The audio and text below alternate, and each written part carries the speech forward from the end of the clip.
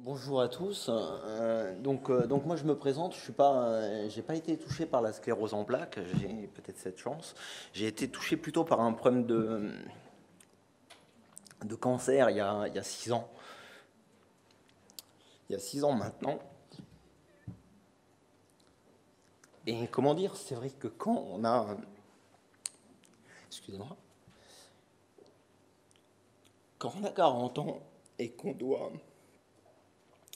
vivre, vivre avec, vivre autrement, c'est pas toujours facile quand on sort des hôpitaux de trouver du soutien en ville, en campagne.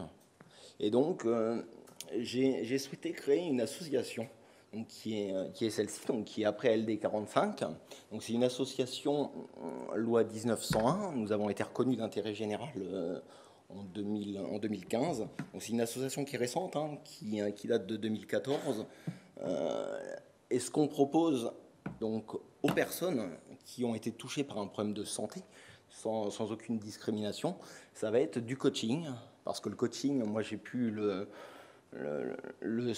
rencontrer, enfin le voir de près ou de loin, à travers des établissements, donc, qui est l'Institut Curie à Saint-Cloud, où en effet c'était proposé aux femmes qui étaient atteintes de cancer du sein, et ça permet vraiment de se réapproprier, on parlait tout à l'heure de réapproprier, de se réapproprier sa vie après ce type de pathologie.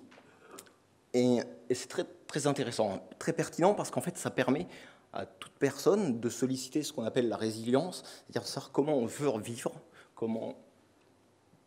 Et en fait, le coaching va permettre aux personnes de prendre conscience assez rapidement, hein. On est assez complémentaire avec le soutien psychologique. On va être là pour aider la personne à prendre conscience de ce qu'elle a fait, de ce qu'elle a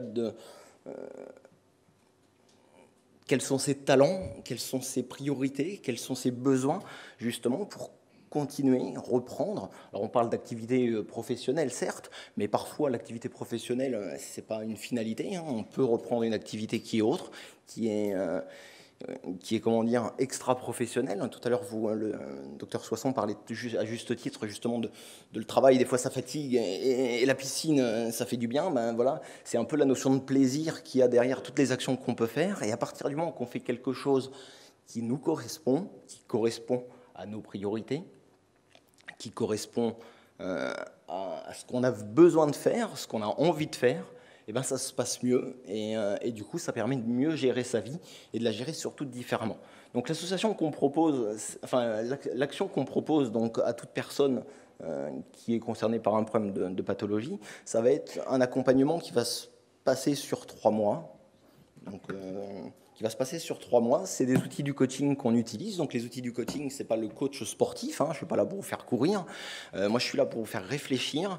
Donc pendant les 7, parce que ça se fait sur 7 rencontres, 7 réunions sur 2 mois et demi, et ben, vous allez être amené à réfléchir sur comment vous gérez votre stress, comment vous gérez, parce que le stress c'est le changement, hein, perdre la santé, c'est un stress important, et c'est important de savoir comment on le gère. On est tous égaux, mais tous différents, donc on ne le gère vraiment pas de la même manière. Donc on va gérer son stress, on va apprendre à se découvrir sur ce stress, on va définir ses priorités, qu'est-ce qu'on a envie de faire. Voilà, moi je sais que par rapport à un cancer et qu'on a 40 ans, ben, on se dit mince, ben, la vie peut s'arrêter. Comment je fais en fait pour reprendre un projet de vie, un projet de vie professionnel. Donc c'est toute l'approche qu'on a à travers ces parcours qui se font donc en groupe. Et l'idée, c'est vraiment de mettre à disposition des personnes qui viennent dans ces groupes des outils qui sont pertinents et qui permettent de réfléchir plus rapidement à vos priorités et à vos besoins. Donc voilà, donc c'est ce que je vous ai dit, c'est sur cette réunion. C'est des réunions qui sont assez courtes, parce que ça ne sert à rien. On parlait tout à l'heure de fatigabilité, quelles que soient les pathologies, malheureusement. Moi, c'était de la chimio, la fatigabilité. 5 ans après, j'en ai toujours. Elle est maintenant dans la phase de séquelles, hein. C'est plus des effets secondaires, et ça se voit pas. Donc, c'est pas toujours facile. Donc, c'est des réunions qui sont courtes, 1h30, 2 heures. Donc, à chaque réunion, on va travailler sur une thématique bien particulière, en groupe. Et puis, à l'issue de cette réunion, vous allez repartir avec des exercices sur lesquels vous allez continuer à réfléchir beaucoup plus individuellement par rapport à votre situation personnelle, parce que l'idée, c'est pas de vous donner une solution, la solution, enfin, il n'y a pas de solution qui marche. La solution qui marche, c'est celle que vous allez trouver, celle qui vous correspond, celle qui va répondre à vos besoins, à vos priorités, à votre histoire aussi, hein, parce qu'on a tous une histoire, on parle de valeurs, on parle de culture, on est tous différents sur ces thématiques-là, et donc chacun va définir sa situation, son plan d'action, si je puis dire, sa stratégie pour reprendre son activité professionnelle.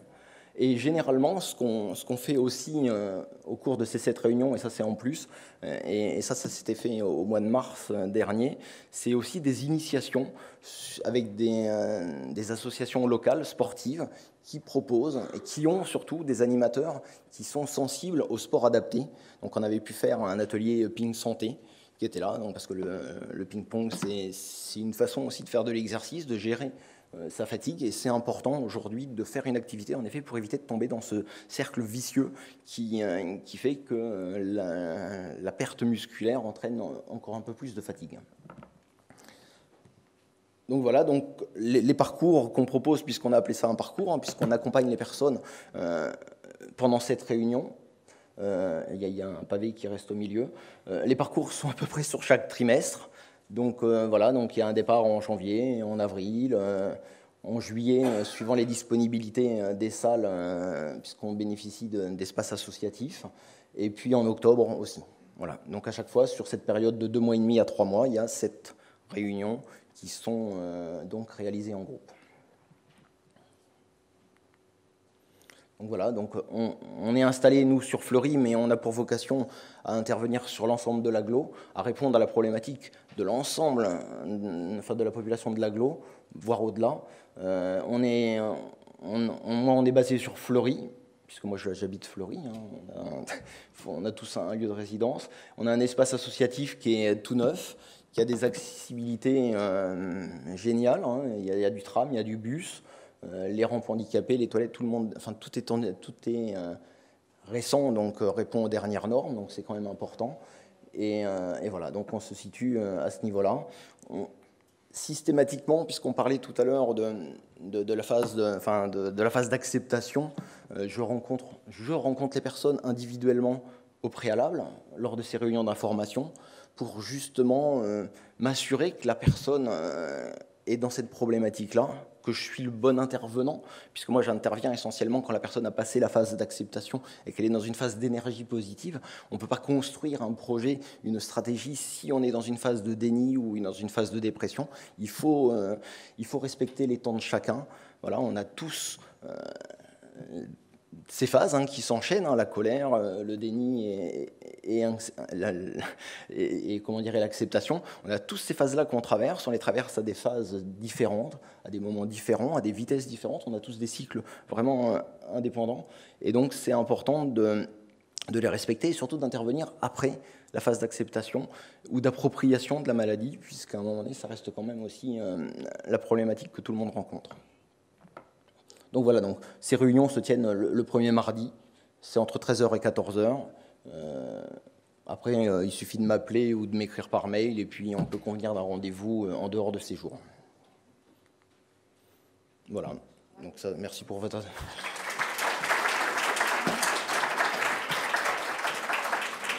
Excusez-moi, et même si ça fait 50, de temps en temps, j'ai encore une certaine émotion.